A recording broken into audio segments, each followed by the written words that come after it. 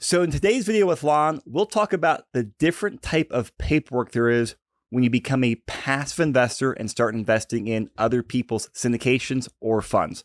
Welcome back, Lon.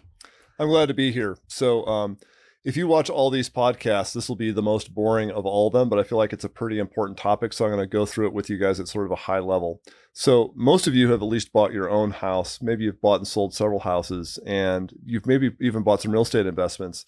And there's a common sort of a structure when you buy and sell any sort of real estate directly of the title documents and the contract to buy the real estate and the inspection reports and all the other things you see. And then when you actually close, there's going to be, mortgage documents that are all related. So every single real estate transaction you do on the active side is going to have sort of a cadence that looks familiar after you've done it a couple times.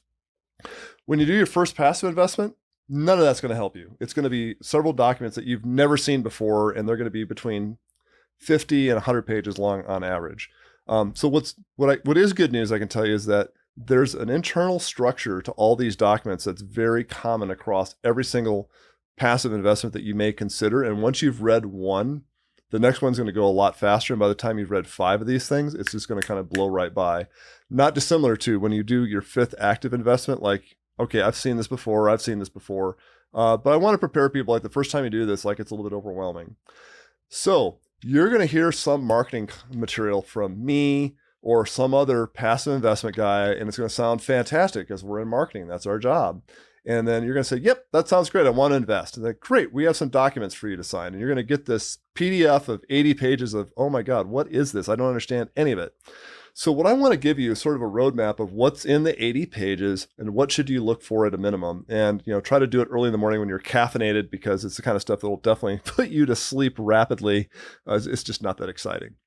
So the first is called the PPM, the Private Placement Memorandum. And that'll be the longest one usually. It'll probably be about 50 pages, or it could be a little bit more than that. So it's boring, it's a little bit repetitive, and it's going to give you the highlights of the other 2 documents. But the most important part of the private placement memorandum is to tell you every possible thing that could go wrong in the most exaggerated sort of detail ever. So like if they had to have you sign a private placement memorandum to buy like a kitchen carving knife, it would come like a 6-page PPM. You could cut yourself with this. Your kid could cut themselves with this. A burglar could break into your house and stab you with this knife. You shouldn't buy this knife. It's too dangerous, really, for any practical purpose. You're insane to have this knife in your house. It's such a threat to your health. That's how it would be, written. And when you read the PPM for this real estate investment, it's going to sound the exact same way. There could be a meteorite that could hit the building. There could be a toxic, waste dump that our phase 1 missed, but it's still there, and then we can't sell the building. Or the dinosaurs are going to come back and step on the building. It's absolutely ridiculous, the stuff that they put in there. Read through it with a sense of humor, and you're going to have a hell of a lot more fun looking at all the things that could possibly go wrong, because it blows them all completely out of proportion, because attorneys wrote it and their job is to cover the ass of the person that is putting together the investment. So look at that. What should you be looking for in the private placement memorandum? Well, the thing is, you've been promised a bunch of stuff in the marketing presentations that I'm going to be charged 1% upfront to set up the fund. I'm going to be charged 2% per year to run the fund.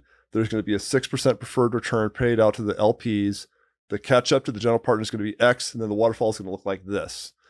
You should be able to find all those things in there if you look hard enough, and they should all exactly match. And you shouldn't find any fees or splits that are different than what you were promised in the marketing document. That's the main thing you want to look at, and honestly, just be entertained by how exaggerated all the risk factors are. All right, so that's the PPM, and that's the first major legal doc. Big one. Okay, and as a reminder out here, we are not giving you legal advice. Nope. This is educational advice. Always make sure you talk with your CPA or legal team before review any documents. So that's the first part. The next one you're going to get is called the OA, or the operating agreement. So most likely the partnership is going to be organized in an LLC, a limited liability company. So if you own some investment real estate right now as an active investor, you probably have an LLC of your own. So you probably have an operating agreement, particularly if you've got partners for the rentals that you own.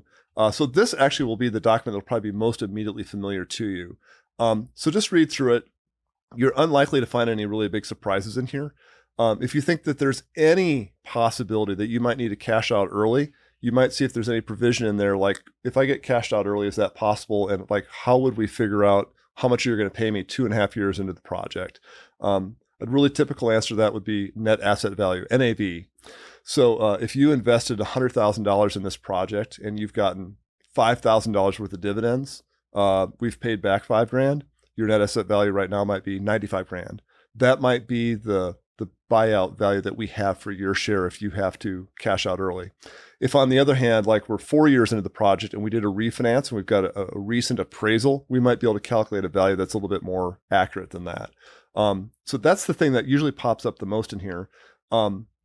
If you and your spouse are investing this as joint tenants and you pass away and your spouse inherits it, does she get any different rights than you did? That will be spelled out in here. That's not too particularly important to all this, but some people that's an important thing.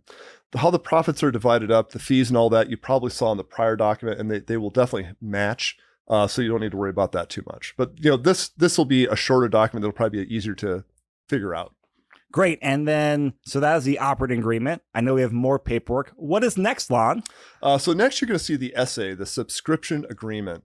So this just basically is your attestation that you've read all the other documents, that you had plenty of opportunities to ask the general partner every question that you could think of, and you feel like you are fully competent and aware of all the risks and rewards that you're about to sign up for, so you're not going to be surprised by anything. If it's a requirement that you be an accredited investor, this is where you're going to document the fact that you are accredited. And there's a couple different ways you can do that. So you'll check which boxes. The actual documentation process will probably be done by an independent third party, but you'll have some stuff here for that as well. We'll also have like just demographics of your address. How should we get the cash back to you? Do you want it wired to you? Do you want it as an ACH? Do you want a check in the mail? So just some things like that. But this is actually a very, very simple document for most people. Great. So we've talked about the PPM, the OA, the subscription agreement. Are there other major documents in this process? Those are going to be the big ones. There might be like a really short one, like a 1 or 2 pages, that'll be called a joinder. And if you've got an operating agreement and there's just like 5 members in the LLC, each of you will sign a signature page at the back. If there's 200 people investing in this, it'd be kind of impractical to circulate it. A joinder is a little legal document that you just sign yours and you agree that you and everybody else who signed their individual joinders collectively are the group of members in the LP pool. It's just a way to make the paperwork a lot easier. So you'll see a joinder, no big deal with that.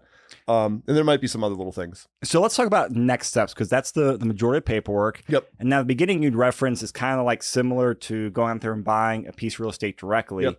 So do I have to go to a title company? Do I have to use a notary? How do I get these documents, review them, and sign them and send them back to you? Oh, great. Yeah, absolutely. So on the active real estate side, you're almost always going to go to a title company, sign them in the presence of a notary, and then they'll have you sign all the things in blue ink in front of you. This can usually be done completely digitally at 3 a.m. in your bathrobe. So that's super duper convenient. And usually the funding is either an ACH or a wire transfer. And you mentioned wire transfers. We're both in real estate. I mean, you've built a big brokerage at Your Castle Real Estate. You've also built a successful title company, First Alliance Title, and they've done tens of thousands of transactions. And wire fraud is a big, big, big deal in the real estate world. What comments do you have to say about wire fraud in general and also for passive investing?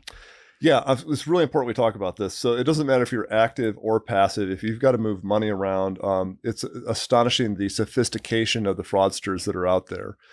So the best practices really are either get the wire instructions verbally from someone you know and trust at the fund, or the most common way that this will work is that there'll be an investor platform. So instead of you being sent an email with the wire instructions, that's like a very undesirable way to get this information. You will, like when you go to Vanguard, when you get an email from Vanguard, you get an email from Chase Bank, you get an email saying, hey, you've got a new secure message on the Chase Bank website. You log into Chase through all their security and all their authentication. Usually it's a double authentication. And then when you're in the secure Chase Bank inbox, they'll have like something important for you. Exact same thing should be for your fund or your syndication, where you're logging into the portal for the investment software and there's some authentication to it. And then they're going to give you a PDF that's got the wire information on it. I would still go to the next step and call someone in accounting at the fund saying, all right, I got the secure email on your site. This is what I'm told the wire instruction is. Can you please confirm all this is correct? If you do this, you're going to be fantastic. Wonderful. Lon, this has been a great overview about all the legal documents and next steps. So thank you very much. Thanks for coming in on this boring topic, but it is an important one.